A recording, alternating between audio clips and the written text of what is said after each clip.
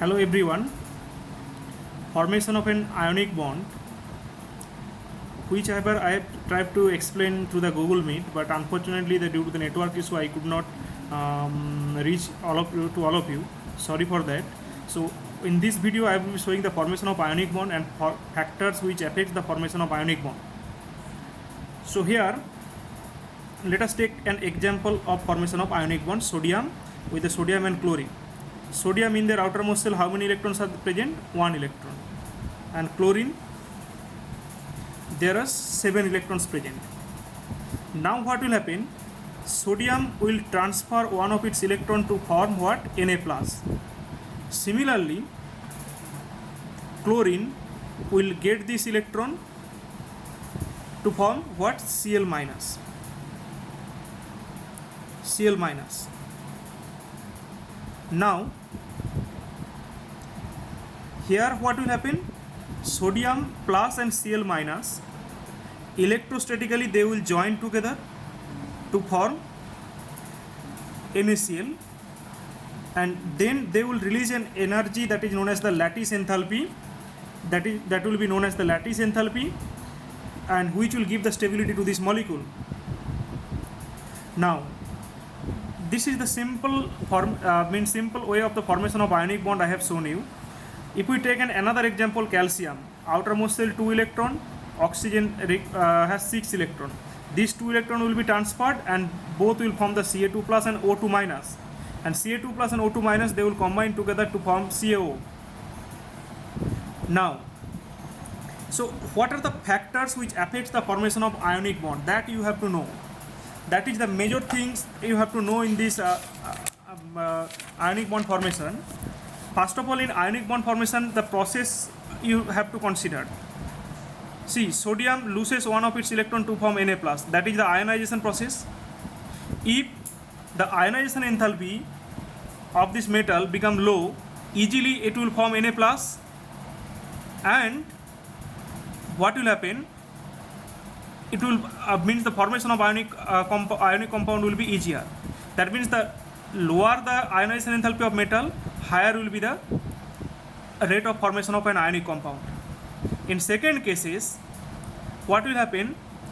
Chlorine is accepting electron and it will form here Cl minus. Now what will happen? This Cl minus, see, that means it is gaining of an electron. So it requires here electron gain enthalpy. If the non-metal have the high negative value of electron gain enthalpy, then the formation of Cl minus ion will be easier, and as a result what will happen? That the formation of Cl minus ion will be formed very easily, and Na plus and Cl minus, then both they will combine together to form NaCl again. That means, see, first factor I have said that the metal should have the lower ionization enthalpy. Second, I have said that the non-metal should have the high negative value of electron gain enthalpy. Next is coming here. See, in this case, what happens? The release of the lattice enthalpy. That means the higher the amount of releasing of lattice enthalpy, greater will be the stability of the compound. So what will happen? Lattice enthalpy, if it is released in high amount, then the formation of or the stability of the compound will be more, and the rate of formation of the compound also will be more. So these are the three factors mainly on which the rate of formation of an ionic compound depends on. So first factor, what is this? First factor, that the metal should have the lower ionization enthalpy, and the non-metal should have the high negative value of electron gain enthalpy, and the compound should have the high lattice enthalpy also. Higher the value of lattice enthalpy, greater will be the ease of formation of the ionic compound. Now next, see, the thing you have to consider here, that what is lattice enthalpy. Before that, once again I am summing up that the factors on which the rate of ionization enthalpy depends on. The ionization enthalpy of an atom forming the cation should be low. The electron gain enthalpy of atom forming the anion should be highly negative. Lattice enthalpy should be high. Now see the lattice enthalpy of ionic crystal. What is the lattice enthalpy? this is the amount of energy released when 1 mole of ionic crystal is formed from its constituent ions in the gaseous state. So what I am just considering here, suppose that the Na plus and Cl minus, when they will electrostatically combine, they will release some energy that is known as the lattice enthalpy, and that means see this lattice enthalpy is the amount of energy released when 1 mole of compound will be ionic compound or ionic crystal is formed from its constituent ions in the gaseous state.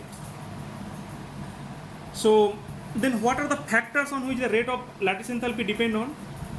Number one factor is that size of the ion. How smaller the size of the ions, lower is the internuclear distance. So if this internuclear distance become low, that means the attraction force will be higher and the lattice enthalpy released also will be very high. So that means see, the smaller the size of the ions, lesser is the internuclear distance, and consequently what will happen, the interionic attraction will be high and the lattice enthalpy will also be large. For example, you know that the ionic radius of K plus is larger than that of the Na plus, therefore the lattice enthalpy of NaCl is greater than that of the KCl. Lattice enthalpy of NaCl is greater than that of the KCl. Now then what see, the charge of the anions charge of the ions, higher the charge of the ions or the larger the magnitude of the charge on the ion, greater will be the attraction forces between the ions, consequently the lattice enthalpy will be high. So if we consider that the MgO and NaCl,